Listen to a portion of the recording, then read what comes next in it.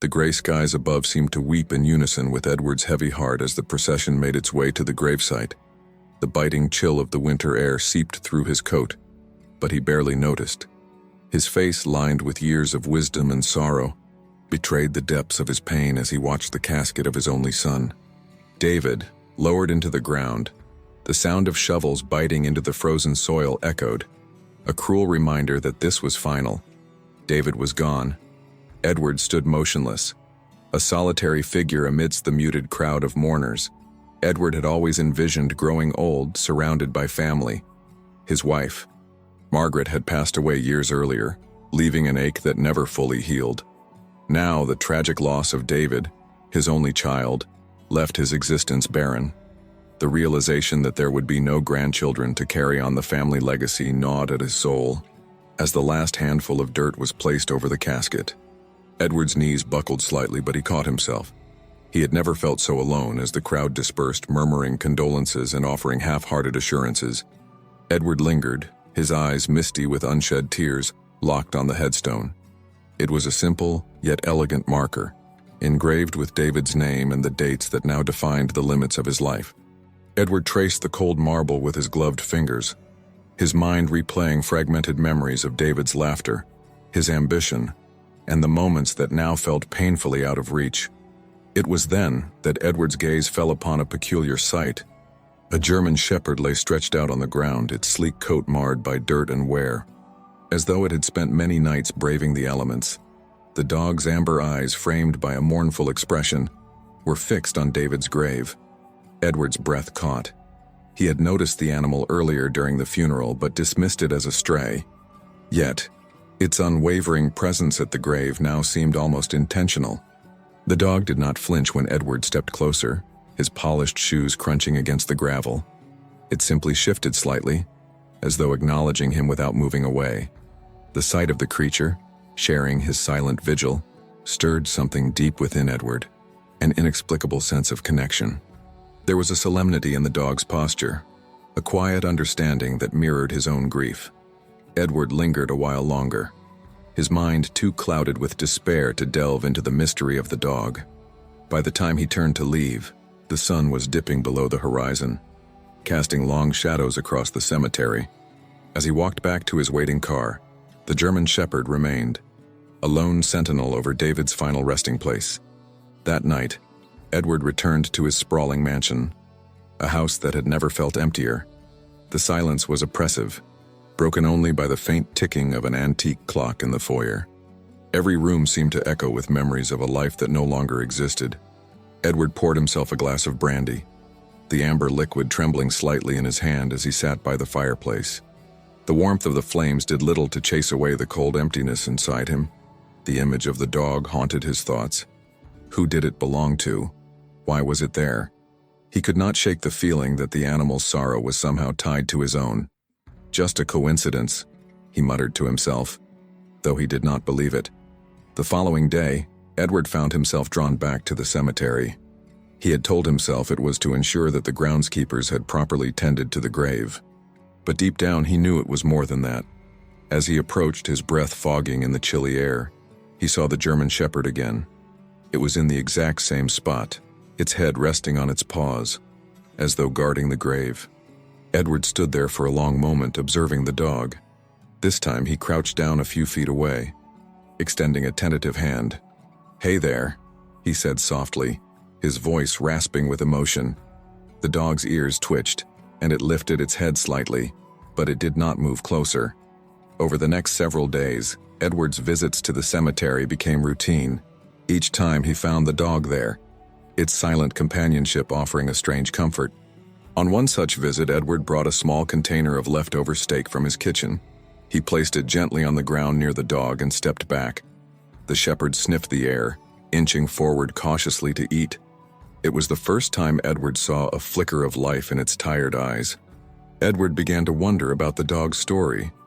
It clearly wasn't a stray. Its coat, though unkempt, bore signs of once being cared for. What was its connection to David?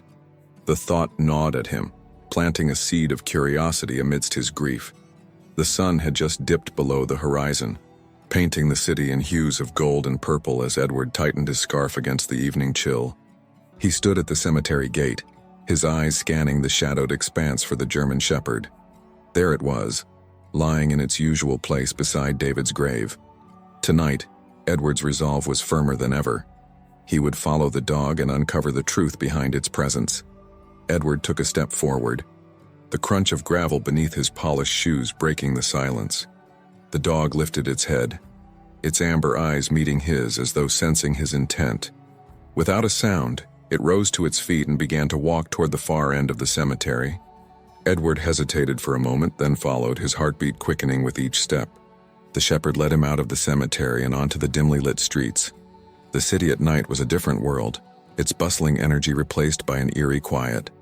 Edward's surroundings grew increasingly unfamiliar as the dog guided him through narrow alleys and crumbling sidewalks. He was far from the polished neighborhoods he was accustomed to, and the contrast was jarring. Here the air was thick with the smell of damp concrete and faint traces of cooking from distant homes. The streets were lined with weathered buildings, their facades scarred by time and neglect. Children played barefoot under flickering streetlights, their laughter echoing in the night. Edward's polished shoes felt out of place here, a stark reminder of the world he came from. Yet he pressed on, his curiosity mingling with a sense of unease. The shepherd's pace quickened as it turned a corner, leading Edward to a modest, run-down house at the end of the street. Its paint was peeling, and the windows were covered with makeshift curtains. The yard was overgrown with patches of bare earth where grass had long ceased to grow. The dog stopped at the gate, looking back at Edward with an expression that seemed almost expectant. Edward's breath caught as the door to the house creaked open. A young boy no older than 8 stepped out, his face illuminated by the soft glow of a single bulb hanging above the porch. The boy's features were strikingly familiar. The same dark hair, the same sharp jawline. It was like looking at a younger version of David behind the boy. A woman appeared, her face etched with weariness but radiating a quiet strength. She called the dog's name, Rex, and it bounded toward her, its tail wagging for the first time since Edward had seen it. The woman's eyes met Edward's, widening in recognition. Her expression was a mix of surprise and apprehension, as though she had been expecting this moment but dreading it all the same. Edward stood frozen, the realization dawning on him like a thunderclap. This boy, this woman, they were connected to David. The questions swirled in his mind, but one thought rose above the rest. He had discovered a piece of his son's hidden life, and with it, a connection to a future he thought had been lost forever. Edward returned to the modest house the next morning, his mind clouded with apprehension and hope. The memory of the boy, a mirror of David's younger self, had left an indelible mark on his heart. As he approached the peeling front door, Rex emerged from the yard, standing guard but no longer hostile. The dog's tail gave a slow wag. As though recognizing Edward's intentions, Sarah opened the door before he could knock. Her gaze was steady but wary. "I thought you might come back," she said simply, stepping aside to let him in. The room was modest but clean, a reflection of Sarah's resilience and resourcefulness. Tom peeked out from behind a doorway, clutching a small toy in his hand. Rex settled by the boy's side, his protective stance unchanged. Edward's eyes lingered on the child, his heart tightening at the familiarity in Tom's features. "Please sit," Sarah said, gesturing toward a worn but sturdy chair. She sat across from him, her posture straight, her hands clasped tightly in her lap. "I suppose you have questions." Edward nodded, his voice measured. "I need to understand. How did David's life lead him here? How did I not know about you and Tom?" Sarah hesitated, her eyes lowering for a moment. "David loved you, Edward. He spoke about you often, but he also felt trapped. He said he could never live up to your expectations, and he didn't want to disappoint you. When we met, he was searching for something simpler, something real.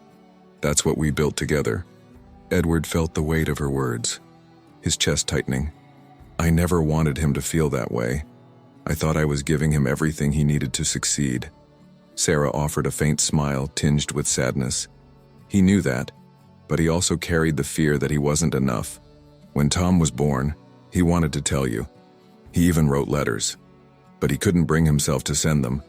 She reached into a small drawer and pulled out a worn bundle of papers tied with a fraying ribbon. "These are the letters, they're yours now." Edward's hands trembled as he untied the ribbon and unfolded the first letter. David's handwriting stared back at him, each word laced with love and regret. The letters spoke of a son torn between his love for his father and his fear of rejection. A man desperate to bridge the gap but unsure how. Tears blurred Edward's vision as he read through each letter. "I never knew," he whispered. "I never knew he felt this way." Sarah's voice softened. "He wanted to tell you, but he didn't know how. And then, there wasn't time." The weight of her words pressed down on Edward, but a glimmer of hope began to shine through his grief. He looked toward Tom, who had stepped closer, his small hand resting on Rex's back. "Does he know who I am?" Sarah shook her head. "Not yet. I wanted to wait until the time was right." Edward knelt down, his gaze meeting Tom's. "Hello, Tom," he said gently. "Do you know who I am?"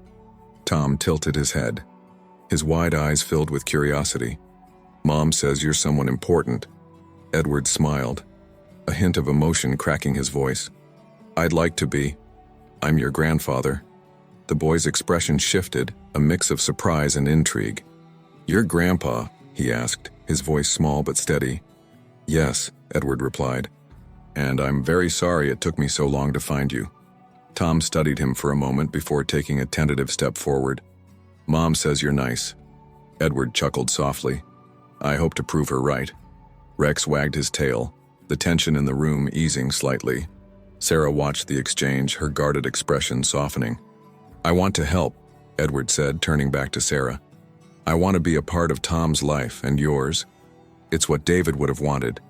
Sarah hesitated, her eyes searching his face. "You'll have to earn it," she said finally. "Tom's only ever had me and Rex. If you're serious about this, you'll need to show us." Edward nodded, his determination solidifying. "I will." Edward stepped into the house with a mixture of determination and apprehension. The modest interior contrasted sharply with the grandeur of his own home, but it was filled with an undeniable warmth. Tom peeked from behind a doorway, clutching a toy tightly, his curious eyes fixed on Edward. Rex sat protectively beside him, his alert gaze never leaving the newcomer. Sarah gestured for Edward to take a seat in the living room. The furniture was sparse but clean, a testament to her resilience. She sat across from him, her hands folded tightly in her lap. "I think it's time we had a proper conversation," Edward began, his tone gentle but firm. Sarah nodded, though her expression remained guarded. "I suppose you have questions?" Edward hesitated for a moment, gathering his thoughts. "I want to understand how this all happened. Why didn't I know about you or Tom? What happened with David that he felt he couldn't tell me?"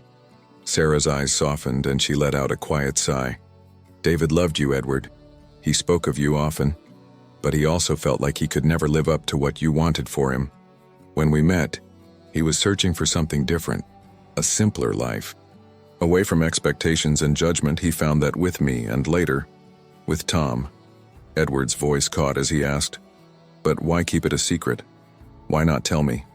Sarah leaned forward, her voice steady despite the emotion in her eyes. "He wanted to. He even wrote you letters, but every time he tried, he would stop himself. He was afraid of disappointing you, afraid that you wouldn't approve of me or the life we had built." She reached into a small box on a nearby shelf and pulled out a bundle of letters tied with a frayed ribbon.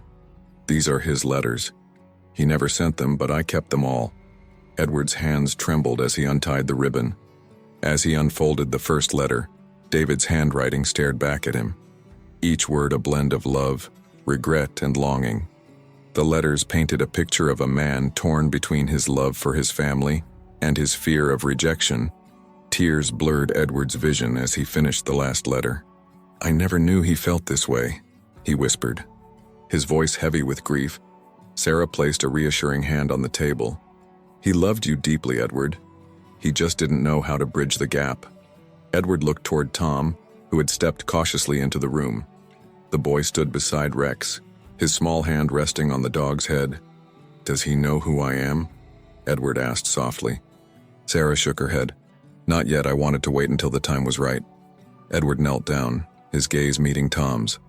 "Hello, Tom," he said gently. Do you know who I am? Tom tilted his head, his wide eyes filled with curiosity. Mom says you're someone important, he replied. Edward smiled through the lump in his throat. I'm your grandfather. Tom's expression shifted to one of wonder. You're my grandpa, he asked, his voice filled with awe. Yes, Edward said, and I'm sorry it took me so long to find you. Tom hesitated for a moment before stepping closer. Mom says you're nice. Edward chuckled softly. I hope I can prove her right. Rex wagged his tail, the tension in the room lifting slightly. Sarah watched the exchange with a mix of relief and emotion.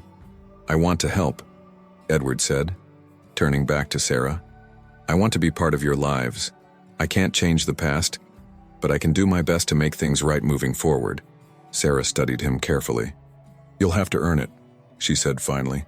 Tom has only ever had me and Rex. If you want to be part of his life, you'll need to show us that you mean it. Edward nodded, his determination unwavering. I will. As he left the house that day, Edward felt a renewed sense of purpose he had lost so much. But now, he had found something to fight for, a chance to honor David's memory and build a future with the family he never knew he had. Edward's mansion, once a cold and empty place, now bustled with life. The transformation began slowly, but each passing day brought new warmth. Sarah had agreed to bring Tom to visit. Cautiously testing the waters, what began as tentative steps toward reconciliation soon turned into something more profound. The first visit was unforgettable. Tom's eyes widened as they entered the grand estate, his small hand clutching Sarah's tightly. This place is huge, he exclaimed, his voice echoing through the high-ceilinged foyer. Edward, standing by the staircase, smiled. It's just a house, Tom. What matters is who's in it. Tom's curiosity quickly overtook his shyness. He wandered through the rooms, marveling at the grandeur while Rex trotted alongside him. Edward stayed close, answering the boy's endless stream of questions with patience and genuine affection. The days turned into weeks, and soon, Sarah and Tom were spending more time at the mansion. Edward transformed a once unused room into a space for Tom, filling it with books, toys, and a small bed Rex could curl up beside. Sarah brought a touch of life to the garden, her green thumb reviving the once neglected plants. The house, which had once felt like a mausoleum, now echoed with laughter and the comforting hum of a family. One evening, as snow blanketed the grounds, Edward sat by the fireplace with Tom. The boy handed him a drawing, a simple but heartfelt depiction of their new family, complete with Edward, Sarah, Tom, and Rex. Edward's throat tightened as he looked at the child's earnest expression. Do you like it, Grandpa? Tom asked. Edward pulled the boy into a hug. It's perfect, Tom, just perfect. But not everything was seamless. Edward's extended family, distant relatives with vested interests in his fortune, grew uneasy about the new additions to his life. Rumors spread and quiet discontent turned into open confrontation. One snowy afternoon, his niece, Clara, arrived unannounced. You're letting strangers into this house, Clara accused, her tone sharp. Do you even know who they are? Edward's gaze hardened. They're not strangers, they're my family, Clara scoffed. What about the will, the estate? You can't just... I can do whatever I see fit, Edward interrupted, his voice firm. David would have wanted this, and I won't let greed dictate my choices. Clara left in a flurry of indignation. But Edward stood resolute. For the first time in years, he felt at peace with his decisions. His focus was no longer on wealth or appearances, but on building the family he thought he'd lost forever. On a particularly bright winter morning, Edward invited Sarah and Tom to accompany him to David's grave. It was the first time they would visit together as a family. They walked through the snowy cemetery, Rex leading the way with quiet dignity. At the grave, Edward knelt, placing a fresh bouquet of white roses on the headstone. I promised you I'd take care of them, he murmured, his voice steady. And I will. Tom knelt beside him, his small hand resting on Edward's. Dad's here, right? He asked, looking at the grave with a child's innocent understanding.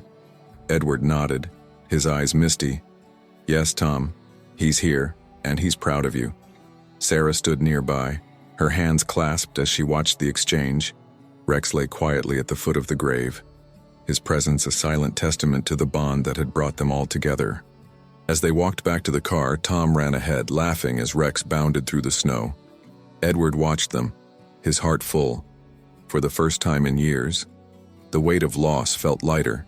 He had not only honored David's memory, but had also found a way to move forward, with a family he never knew he needed. Don't forget to like, subscribe, and share. Help me grow and bring you more emotional and inspiring stories.